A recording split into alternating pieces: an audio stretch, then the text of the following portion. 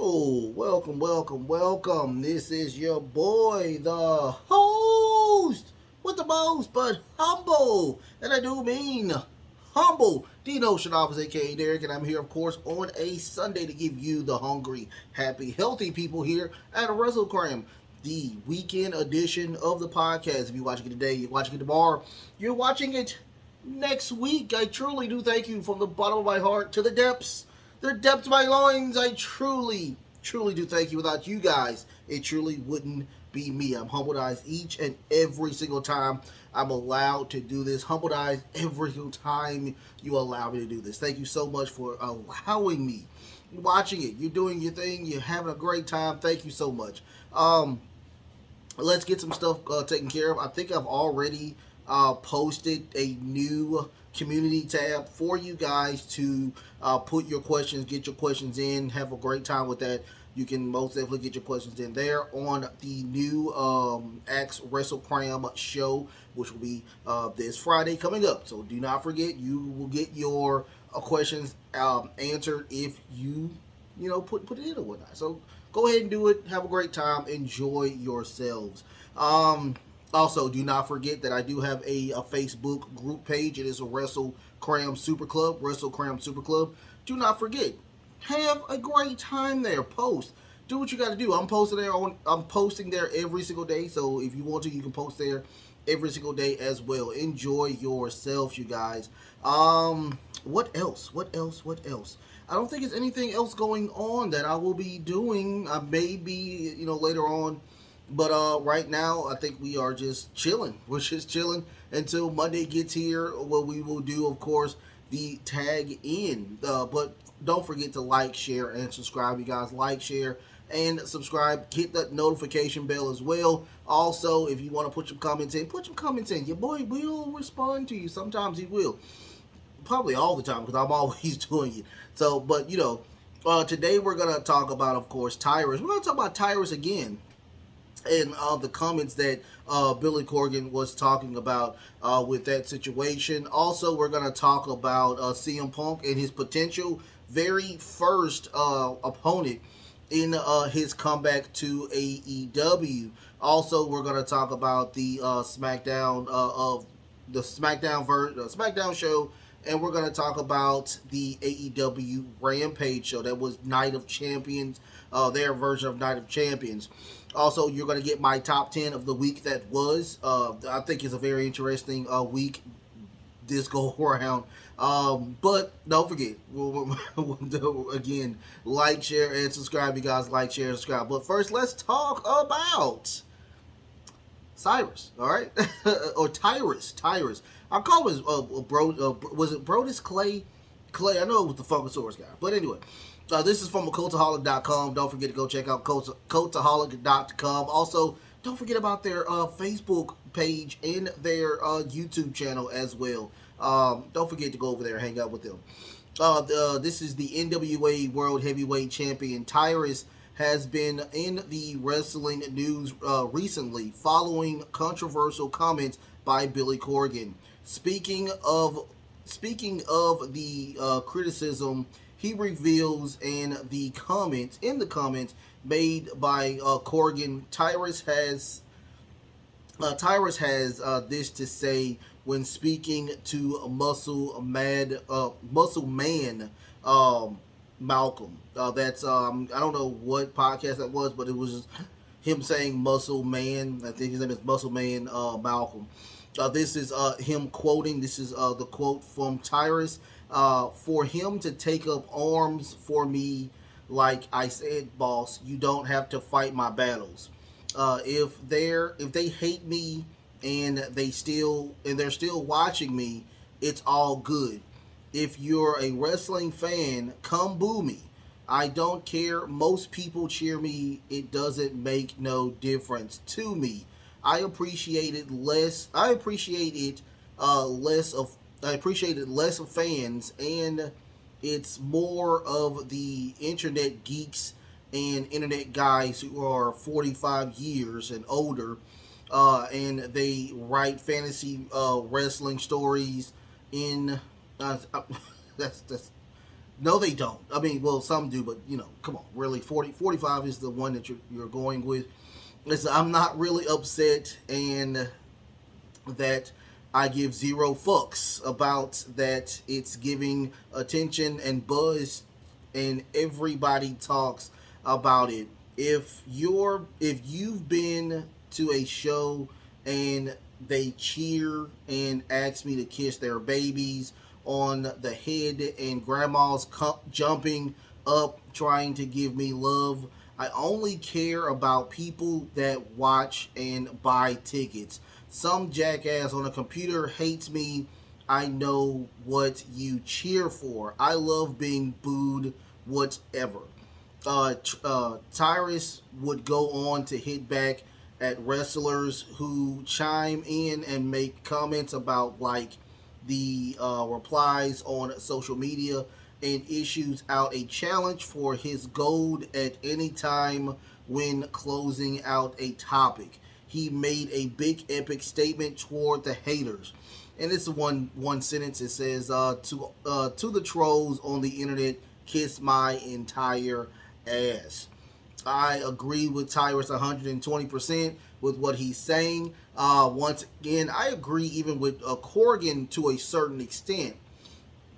I just don't have the time to watch NWA like a lot of other people, or the bigger fan base that they are. They have a fan base. Don't get me wrong. I myself, I have a lot of my time is just crumpled, and I have to do what I have to do to get to it. But I do like Tyrus. I was never a point where I didn't like Tyrus. Even when I found out he was a Fox News person, I didn't care. I mean, that's a character, and if he's a conservative, who cares if he's a conservative? If he's a Republican, I could care less if he's a Republican. I have plenty of friends that are Republicans. I have plenty of friends that are conservative. I have plenty of friends that are far left like myself, and I have friends that are center. So I don't really care about the situation with that. The only thing that I care about is the people that are hating on Tyrus, because I'm guessing he's like an overweight person. He's over a certain amount. He's overweight. He's not. He doesn't fit the mold of a champion. And I'm asking the people who say that, like, what is the definition of a champion? I mean, there are people that have been champion that fit the mold of being a champion. They were not a good champion. I myself, I'm a huge fan of Jinder Mahal. He fits every check mark of a champion and was not a good champion. I mean, Mick Foley, he doesn't check anything that consists of being a champion, and he's one of the greatest champions of the WWF. So, I mean, come on, let's stop this notion of judging people due to the fact of how they look and what they do. I mean, come on, let's stop doing that. I mean, Tyrus, I guarantee he would not have been champion this long if he was not doing a great job. And I think he's doing a great job.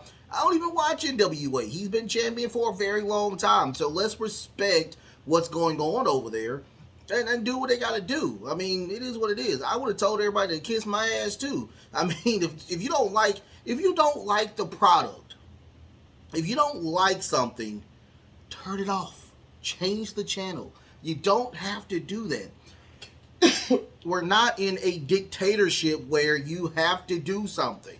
So you're fine if you don't want to watch Tyrus. It's okay. But to criticize the man over something that, I mean, he has nothing to do with, even Billy Corgan, he has nothing to say so. I mean, once again, I'm a huge wrestling fan. I wouldn't have made this channel if I wasn't a huge wrestling fan. It's just I don't have the time to do it. But everything else he was talking about, yes, I agree. I mean, do what you got to do. Have a great time. And, of course, I guarantee Fox News is handing over a ton of money to not only Tyrus and to Billy Corgan as well. So, I mean, it is what it is. I mean, hopefully we get NWA. NWA might just get some type of partnership with Fox News, and they might even put the NWA on Fox Business or Fox News. We might even get that. So we'll check and see what's going on with that. Much love to Tyrus. Much love to NWA. Keep your stuff going. Great job to y'all over there. So let's go from there to, of course, the potential CM Punk plans. This is from WrestleZone.com. Don't forget to go check out WrestleZone.com. I go check them out all the time. A huge fan of WrestleZone. A new report shines some light on CM Punk returning and a potential plan for him in the AEW manosphere there, or they call it the Galaxy. On May 31st episode of AEW Dynamite, CEO Tony Khan confirmed that CM Punk will be returning on the June 17th episode of AEW Collision.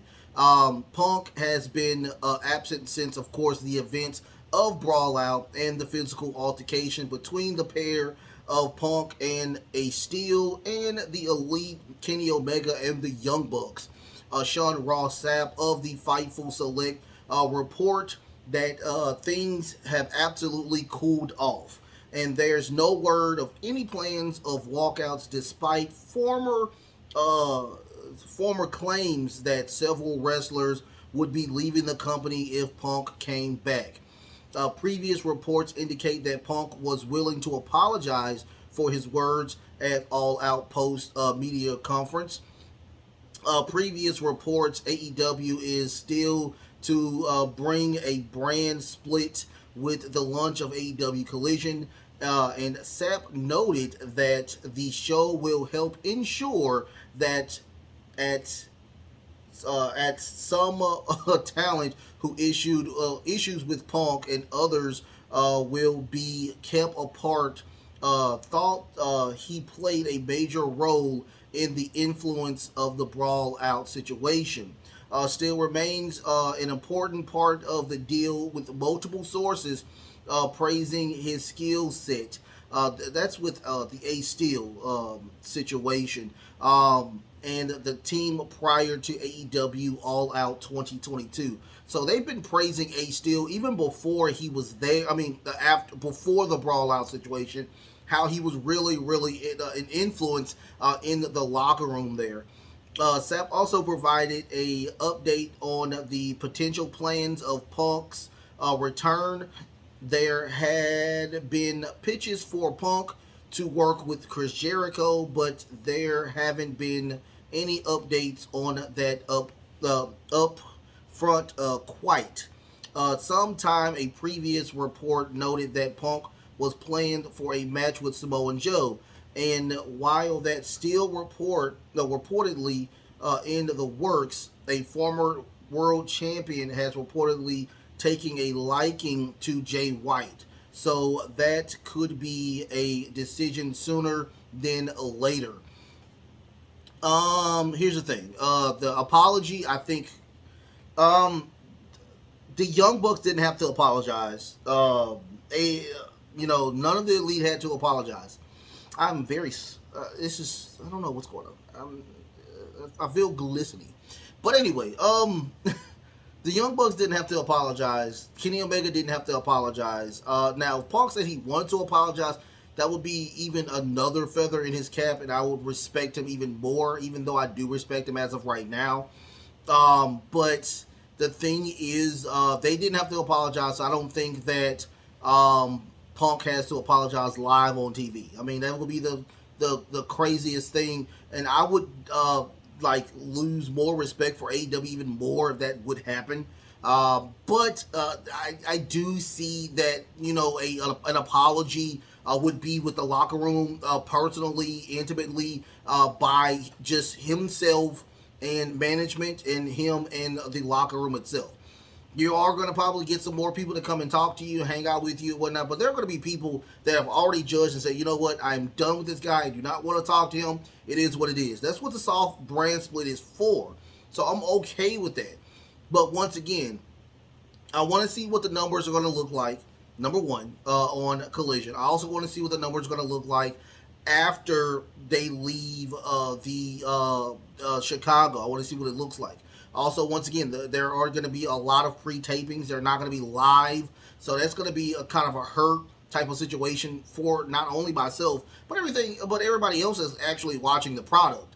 So we'll see what happens. I would love to see, the situation and how the storylines are going to progress with CM Punk, and how and who will be the very first person.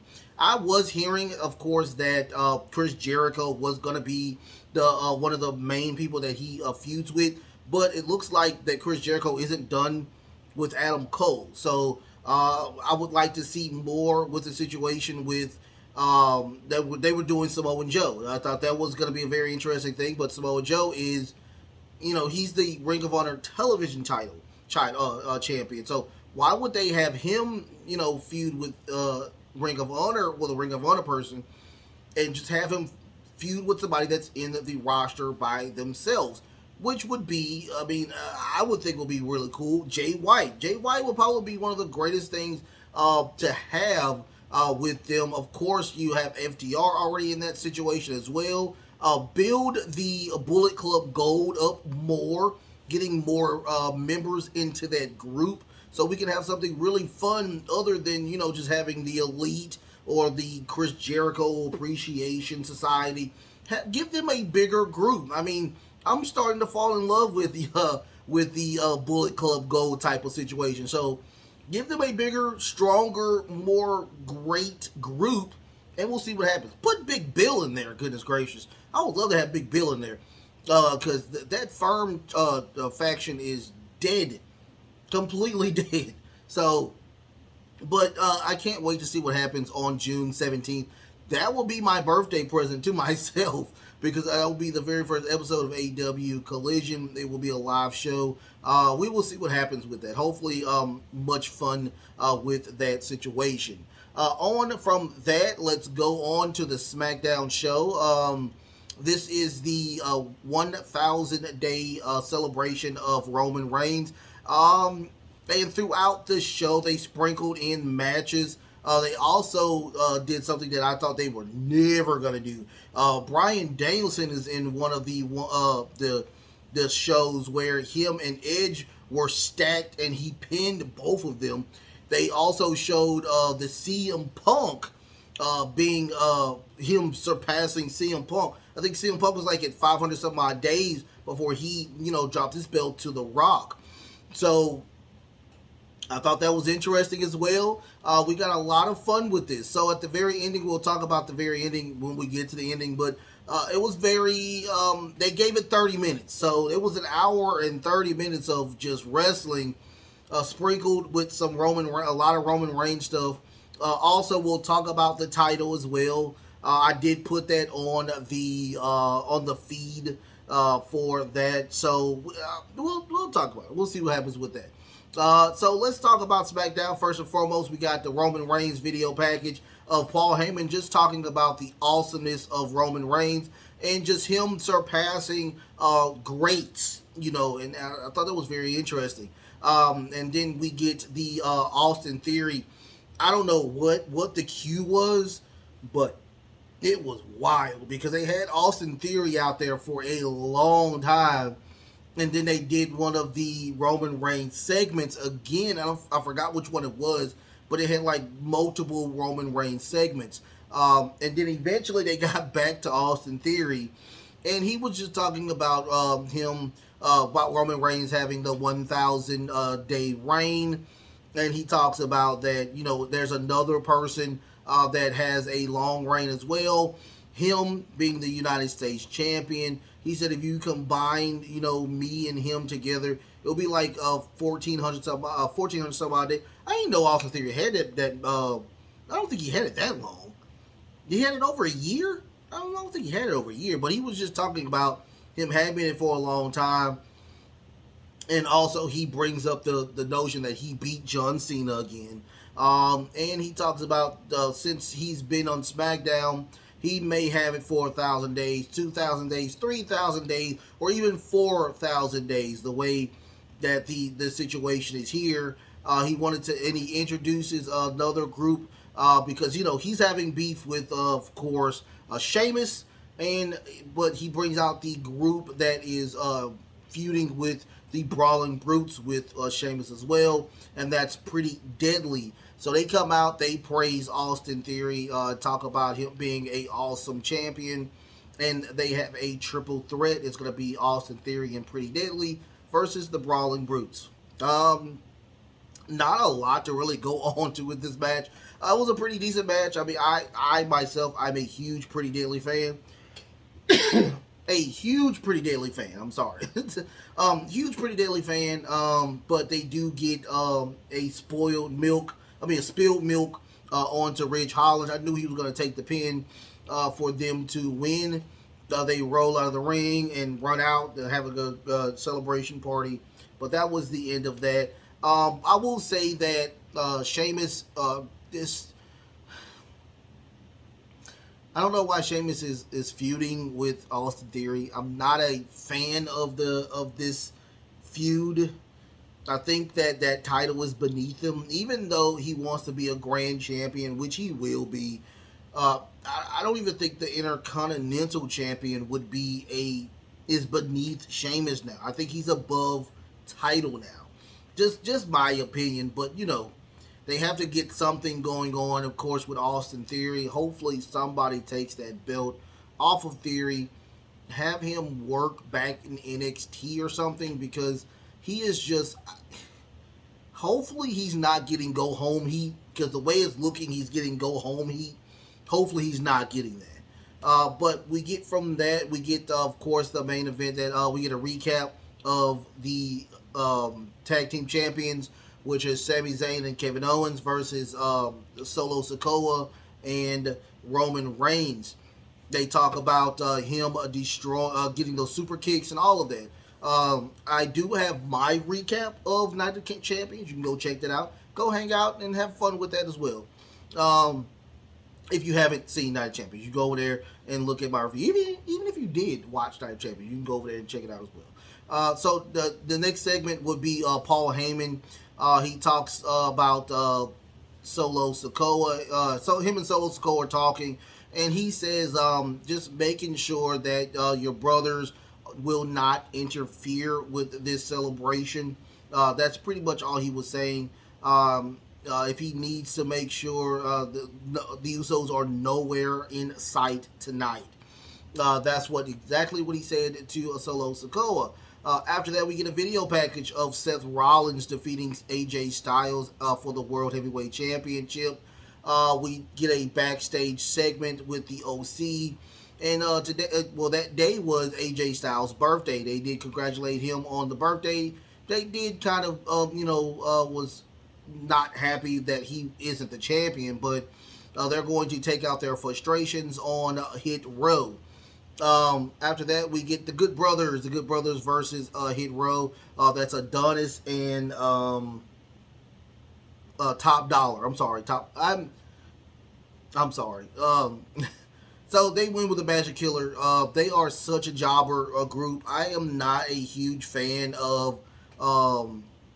Let's finish off first. At the end of the match, Top Dollar attacks the Good Brothers, throwing them out of the ring. We get AJ Styles with a phenomenal forearm to knock out Top Dollar. We do get back and forth on the outside with B-Fab and Mia Yim. We'll see what happens with that situation as well. I haven't really seen B-Fab do anything on the main roster. I'm guessing they were going to do something that consists of her and I think it was that's when they were turning heel though. It was supposed to be with LW or Legado El Fantasma at the time. They were going to do that, so I don't know the situation with that. But back to what I was saying with I think it would have been a better fit with Selena Vega and B-Fab, but it is what it is. They're having issues, of course. I'm guessing with online.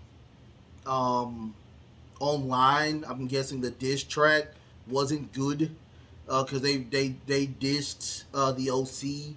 I did not hear the diss track, so I don't know what the diss track is. I will say this. Top Dollar has lost a lot of weight. I do see it, that he did lose a lot of weight. That's a good thing, not even for wrestling, just for your health. So that's a pretty decent thing. But once again, Swerve is not there. So if Swerve's not there, then what is the purpose of having a Hit Row group and Swerve isn't there? I'm like, y'all, it's a shell of a group now, and I would love to see B-Fab get into the ring and try to do some more than just be a beautiful looking young lady that is a manager. Something needs to get into it, and with this situation, it's just not working. What more can we do with Hit Row is my question. Are they free agents? Hopefully they're free agents, because if they are, we can put them back over there on NXT to try to get some more reps, try to get better. I don't know. I'll have to think about it. But Hit Row is just not that group anymore. Like, they're enhancement talent to me. They are, to me, the Viking floppers. That's what they are. And it's just, Hit Row is just not that group anymore. After that, we get, I'm sorry, it's just the truth. We get Adam Pearce. Paul Heyman walks in. Adam Pearce informs him that the flight that the Usos were supposed to be there are no longer there. They are not in they're not in the city. They're not in the arena. They're nowhere here. So you will have a great celebration with, of course, Roman Reigns. Stop. We're good. You even have to, like, before you even say anything, all this is done. You're good. Adam Pearce should have been fired right there because, of course, they were there. A spoiler. So we get the Grayson Waller effect. They talk about Asuka. Asuka is the guest. Io Sky comes out. They start speaking in Japanese. They are arguing with one another. After that, Bayley comes out and says that me and her are in the qualifying matches. Whoever wins out of us will bring the title back to Damage, or bring it to Damage Control. They never got a world title over there in Damage Control. They just got the tag titles. Out comes Shotzi. She says that she's built for Money in the Bank, even though she almost destroyed her entire leg on trying to run up the daggone ladder last go around. But she says she's built for it. Out comes Lacey Evans with a brand new Sergeant Slaughter type of gimmick. Still just not getting over with the fans at all. She's saying that she they should be able to salute her.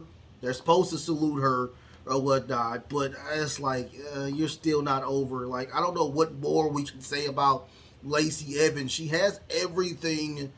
I liked the Southern Belle gimmick more than this Sergeant Slaughter gimmick, or even the one where we were supposed to feel bad for her because she was I'm guessing she was a Marine. I don't know what she were, but she was in the military. I didn't like that gimmick as well. Go back to the Southern gimmick, the Southern Belle gimmick. I liked that gimmick, but it is what it is. Out comes Selena Vega.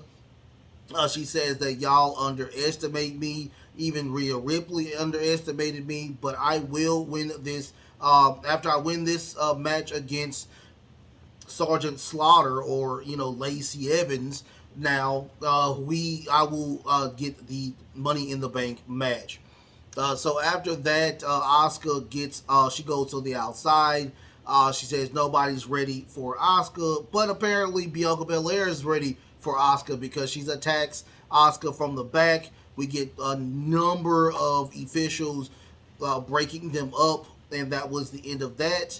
After that, we get a Cameron Grimes where he looks at the video with Adam Pearce of Baron Corbin attacking Carmelo Hayes after his match on Tuesday, and saying that he's a piece of crap. He will see him hopefully next Friday or on Tuesday. So Cameron Grimes might be on NXT on Tuesday to help out Carmelo Hayes. After that, we get the qualifying match. That's going to be Lacey Evans versus Selena Vega. That was a pretty decent match.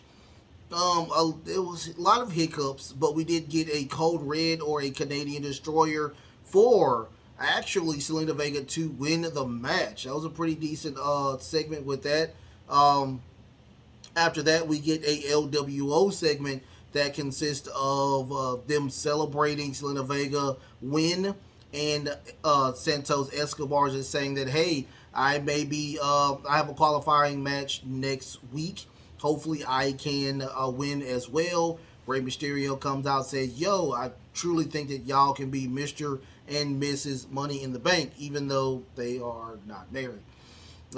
Whatever's married to Aleister Black. But anyway, Montez Ford versus LA Knight in their Money in the Bank qualifying match. This was the match of the night. This was a really decent match.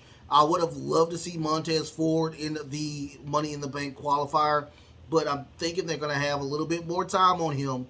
We do get LA Knight getting a roll-up, holding the ropes to win the match. I thought that was a pretty decent match. Very competitive match until the very end, where, of course, we pulled that little A button and the analog for a dirty tactic heel. Once again, I love LA Knight. LA Knight should have been on some type of trajectory up. I mean, he has the look, he has the mic skills. What more do you want from LA Knight? I would love for him to cash that money in on Seth freaking Rollins at SummerSlam. Do it. Anyway, after that, we get a video package of Elba Fire and Nyla Dunn. Very weird, that type of situation. Like a Blair Witch Project type of situation. But that was the end of that. Out comes Triple H. He comes in, he talks about Muhammad Ali. He talks about Michael Jordan. And now he talks about Roman Reigns being now, this is during Friday was 1,006 days. That is what he was. I'm doing this on Sunday, so now it's 108 days that he has been the unified Universal Heavyweight Champion. Triple H puts the beautiful black strapped gold now unified title onto Roman Reigns. He gets, and I will talk about. Let's talk about it first. The title is it's the same title. Instead of it being universal on their own world, it says undisputed. It's gold. The thing is, it was just the lights were blaring on it, and it was just I couldn't see it. It's a decent title. I just thought that it would have been a different design for the title. If I had to choose between that title and Seth Rollins' title is so pretty. It's a very gorgeous looking title. So, it is what it is. I hate that, it's just not a different title. I mean, you could have did like a universal type of brand on the title. I don't know how to make titles. I just would have made it a different title. After that, he was going to tell the city to acknowledge, but he didn't. He tells the entire universe to acknowledge him. But out comes the Usos. Jimmy and Jay come out. They go to commercial, come back. Roman Reigns tells Jay to super kick Jimmy. He's like, dude, you need to super kick your brother to fix this, to fix everything we got going. Jimmy says the only thing that needs to be fixed is you. He says, dude, all of this stuff that you have been doing, you have been manipulating us, you have been utilizing us in wrong areas, you've been doing all of this stuff that should not be what a leader should be. You say, he said, on top of that, you're going to be on the island of relevancy just by yourself. This is supposed to be a team effort. He also says, dude, Jay is my brother, and also Solo Sikoa is my brother. So Roman says, dude, yeah, you're right. You're absolutely right. But he says Solo has his own voice. He's like, dude, go. What do you think? So Solo says, I do acknowledge you, my tribal chief, but these are my blood brothers or whatnot. That in real life, that is the little brother.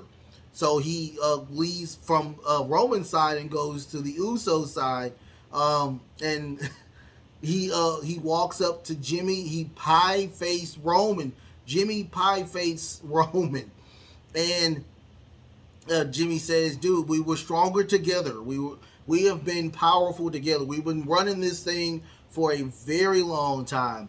He's like, it is time for you to go up, to get away from this ego that you have, and let's go back to the old ways and let's do what we used to do. So after that, we get a huge hug by Roman Reigns to Jimmy, and he still has the mic, and he puts the mic to his mouth. He says, no. So he walks away. Solo gives Jimmy the Samoan spike, and they walk away.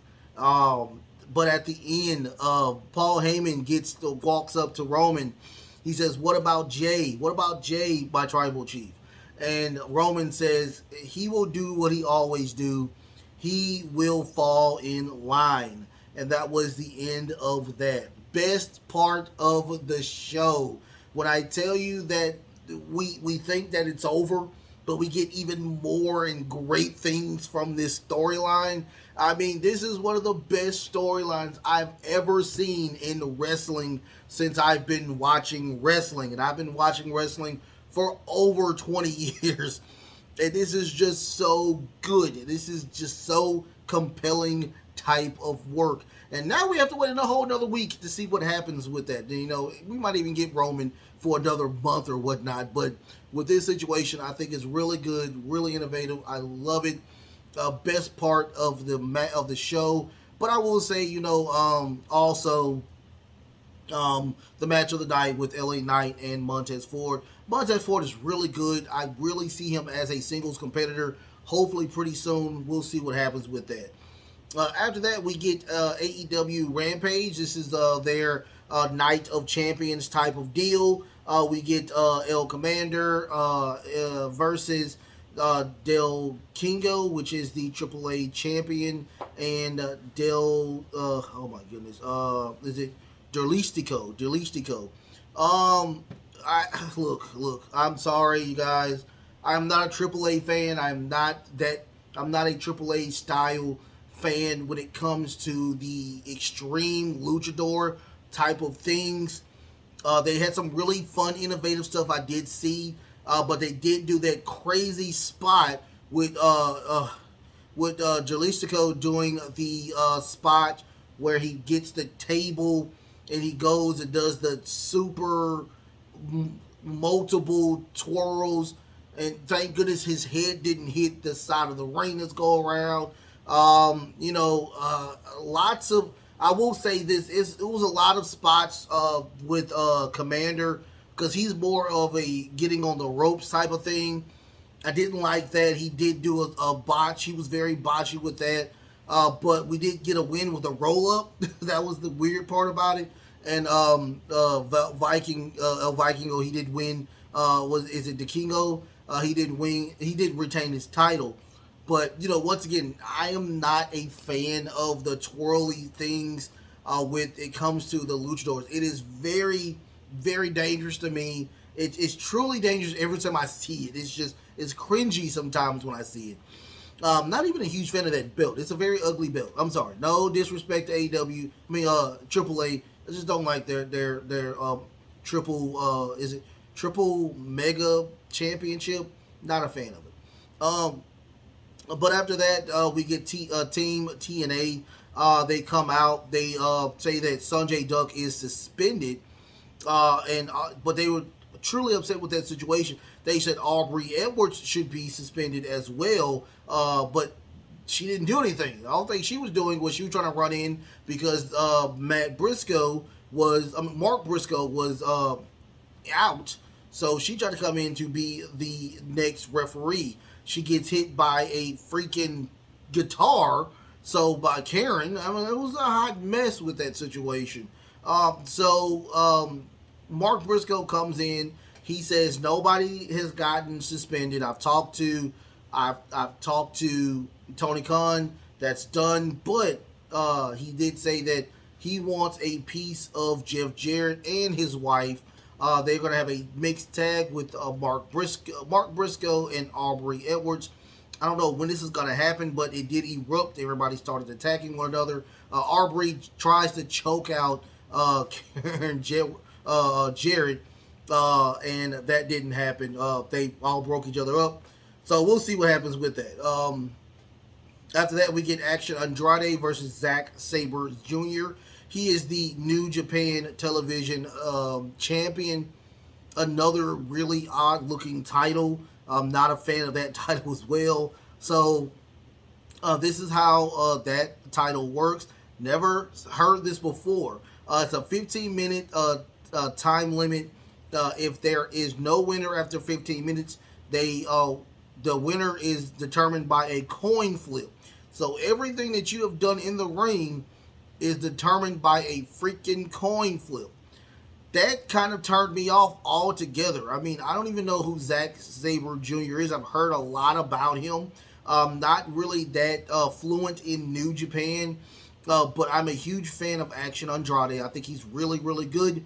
But this match just wasn't appealing to me. Once again, no disrespect to Rampage. It's just some of these matches are like, ugh. So, but I do like Zack Sabre Jr.'s submission hold. Really, really nice. Andrade did tap out to it for Zack Sabre Jr. to retain his title.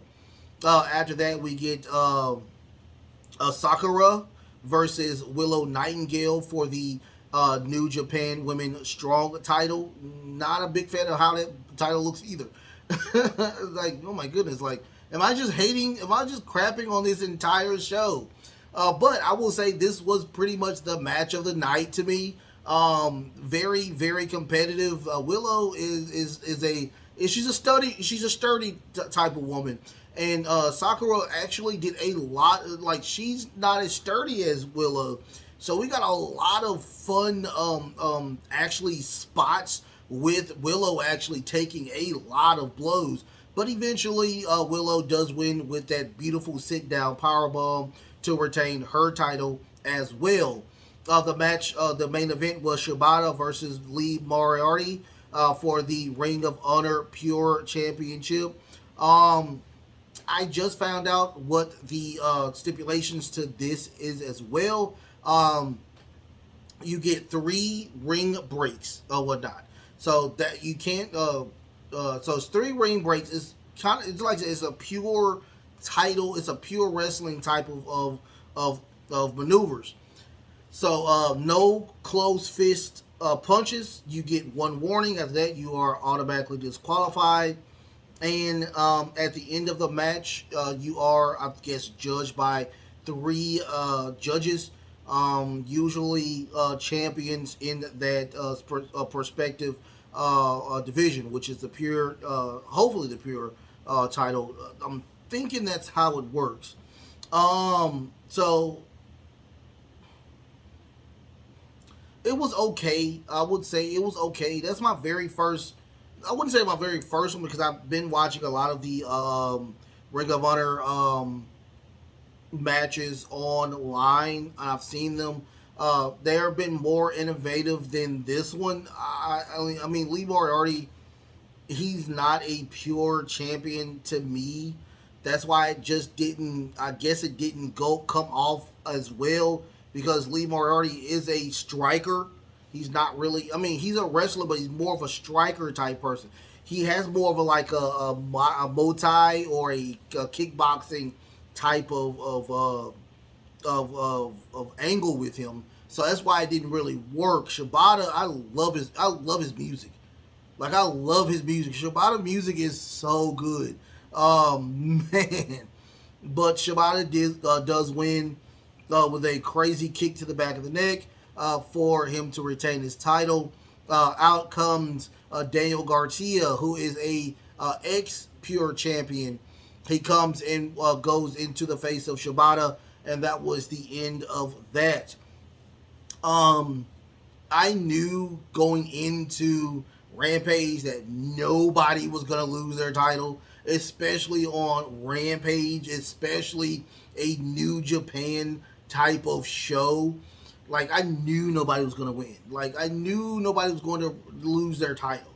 So I came in it like, okay, who's wrestling, and it's okay. That's it. And what segment was gonna be. And you had the segment with Team TNA and Mark Briscoe and Aubrey.